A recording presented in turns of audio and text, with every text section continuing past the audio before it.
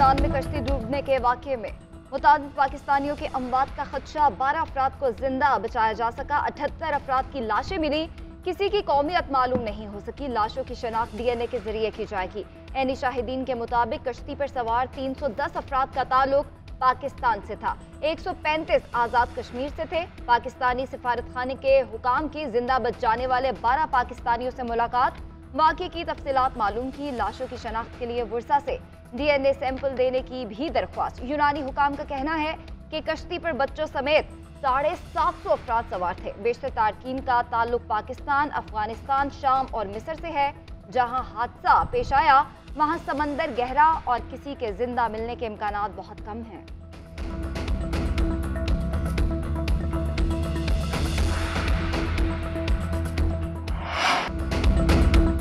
यूनान में कश्ती डूबने से जांबहक अफराद के लवाहिकीन गम से निढाल। जांबहक शहरियार के वालिद कहते हैं कि बेटे को मना किया मगर वो एजेंटों के हाथों में आ गया।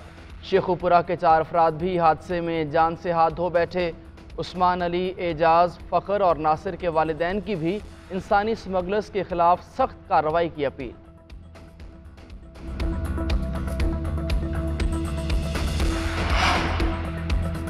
यूनान में कश्ती डूबने के वाक़े पर मुकामी अफराद का एहतजाज। मुजाहिरीन ने बैनर्स और प्ले कार्ड उठाए, हुकूमत के खिलाफ नारेबाजी की।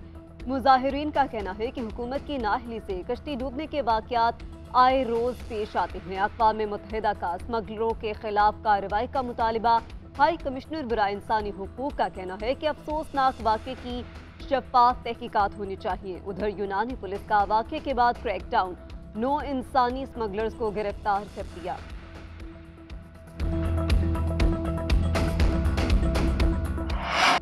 समंदरी तूफान के बाद मामूलाती जिंदगी बहाल होना शुरू। सिंध और बलूचिस्तान की साहली पट्टी से नकल मकानी करने वालों की वापसी। केटी बंदर के मकीन घरों और दुकानों पर वापस पहुंचना शुरू हो गए। बलूचिस्तान में माहीगीरों को समंदर में जाने की इजाजत मिल गई। सिंध में पाबंदी आज भी बरकरार रहेगी। समंदरी तूफान के असरात बरकरार हैं। गुज़िश्ता 24 घंटे के दौरान सबसे ज्यादा बारिश मिठी में 196 मिलीमीटर रिकॉर्ड की गई। रिपलो में 175, इस्लामकोट में 103 और नंगर पार्कर में 68 मिलीमीटर बारिश हुई। 10 से ज्यादा घरों की दीवारें गिर गई। NICVD, TB सेंटर और गवर्नमेंट कॉलेज में पानी जमा। महकमा मौसमियात के मुताबिक मुख्तलिफ इलाकों में आज भी मूसलाधार बारिश का इम्कान है।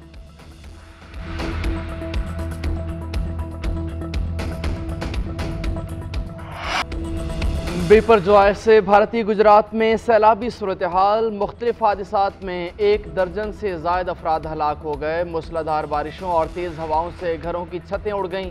सैकड़ों दरख्त जड़ों से उखड़ गए। 4,500 पोल गिरने से सैकड़ों देहात बिजली से महरूम। शहर देहात दरिया का मंजर पेश करने लगे। सड़कें टूट फूट का शिकार। राजस्थान में तूफ़ानी बारिशों की पेशगोई।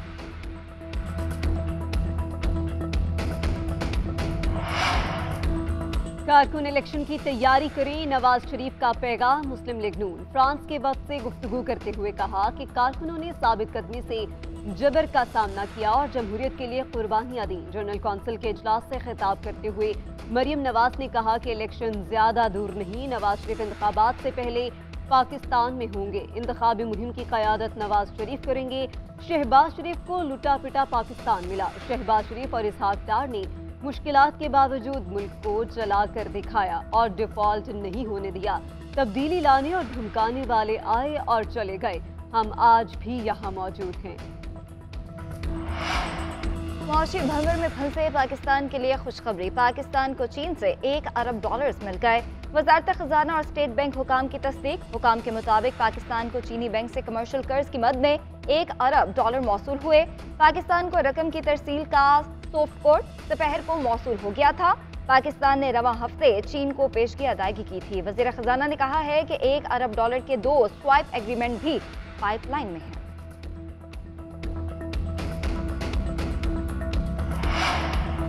वज़ीर आज़म ने इसहाक डार की टांगें खींचने वालों के लिए लाइन खींच दी। शहबाज शरीफ कहते हैं इसहाक डार की टांगें खींचेगा, उनको पार्टी में रहने का कोई हक नहीं। IMF शराइत पूरी करने के लिए हम उल्टे सीधे तक हो गए। IMF से हमारे सींग अभी तक फंसे हुए हैं। पूरी कोशिश है कि कम वक्त में मुआहिदा करें। इसाक डार दिन रात मेहनत काम कर रहे हैं। रात भर जाग कर अपनी सेहत खराब कर ली। रूस से तेल आना झूठे शख्स के मुंह पर थप्पड़ है। नून लीग के जनरल कौंसिल इजलास से खिताब करते हुए कहा कि दुआ है नवाज शरीफ आएँ, इंतखाब लड़ें और चौथी बार वजीर आज़म बने। इत्तेहादी हुकूमत की कबल कौमी असम्बली तहलील करने पर मुशावरत। ज़राए के मुताबिक मौलाना फजलुर रहमान और पीपल्स पार्टी के वफ़द की मुलाकात में असम्बली की तहलील पर गौर किया गया। 10 अगस्त तक असम्बली तहलील करने और नवंबर के पहले हफ्ते में इलेक्शन कराने पर गौर। 13 अगस्त को कौमी असम्बली की मुद्दत पूरी होने की सूरत में इंतखाबात 60 दिन में करवाना होंगे। वक्त से पहले तहलील की सूरत में 90 दिन में इंतखाबात कराना लाजिम है। हतमी फैसले के लिए इत्तेहादियों का सरबराह इजलास ईद के बाद तलब। वज़ीर आज़म शहबाज शरीफ भी आइंदा हफ्ते लंदन में नवाज शरीफ से मुलाकात में असम्बली की तहलील का मामला उठाएंगे। मुलाकात 22 जून को मुतवक्किल है।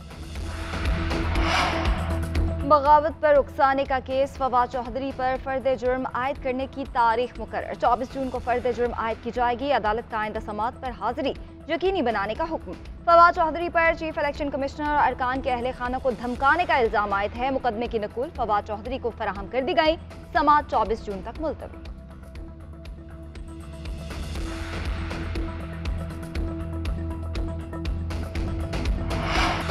साबिक गवर्नर पंजाब लतीफ़ खोसा के घर पर फायरिंग का मुकदमा दर्ज। 4 मुलजिम नामजद। पुलिस के मुताबिक लतीफ़ खोसा के घर पर हमला करने वाले 4 मुलजिम थे। 2 मोटरसाइकिल पर सवार और 2 पैदल थे। मुलजमान के नाके से गुजरने की तस्वीर और CCTV फुटेज कैमरों की मदद से हासिल कर ली है। वाक़े से मुताल्लिक मज़ीद तहकीक़ात जारी हैं।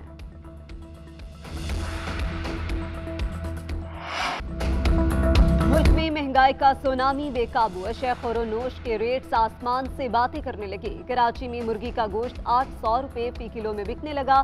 कोयटा में चिकन 40 रुपये महंगा, 700 रुपये फी किलो में फरोख्त। इस्लामाबाद में चिकन 716 रुपये फी किलो। पेशावर में भी 700 रुपये से जायद में फरोख्त हो रहा है। शहरियों ने कीमतें कम करने का मुतालबा कर दिया।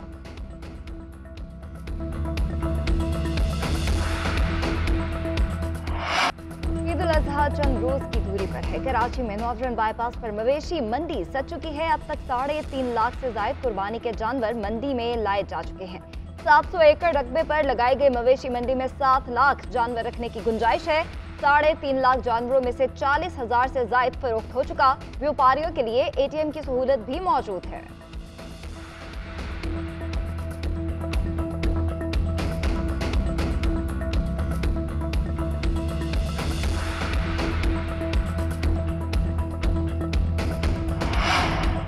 समंदर ने इंसानों का फेंका गंद वापस उगल दिया। तूफान बिपरजॉय के बाद समंदर में फेंकी गई अशिया कराची समेत सिंध की साहिली पट्टी पर मौजूद। साहिल किनारे शॉपिंग बैग्स, प्लास्टिक की बोतलों और दीगर अशिया के अंबार लग गए। माहौलियाती आलूदगी के खात्मे के लिए काम करने वाले इदारे WWF कहता है कि ये अशिया न सिर्फ माहौल को ख़राब करती हैं बल्कि समंदरी हयात की मौत का बायस भी बनती हैं।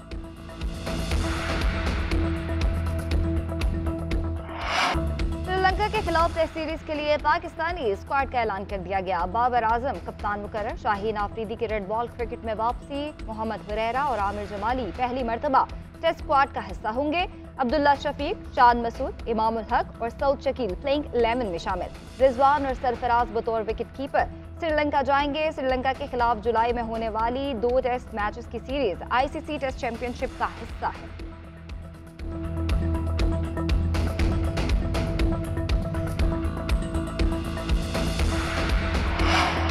रूस ने एटमी हथियारों की पहली खेप बेलारूस मुंतकिल कर दी है। सदर पुतिन का कहना है कि रूसी सरजमीन पर बैरूनी हमले की सूरत में जौहरी हथियारों का इस्तेमाल करेंगे। रवां बरस गर्मियों के अख्ताम तक हथियारों की बेलारूस मुंतकली का अमल मुकम्मल कर लिया जाएगा। रूस की जानिब से यूक्रेन पर एटमी हमले की कोई अलामात नजर नहीं आती। अमरीका का रद्द अमल।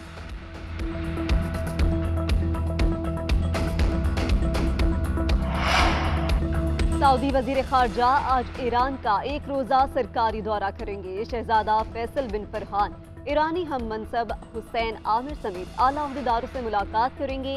बाहमी दिलचस्पी के उमूर पर तबादला ख्याल किया जाएगा। इससे कबल मार्च में दोनों वज़राए खारजा की 2 मरतबा मुलाकातें हो चुकी हैं।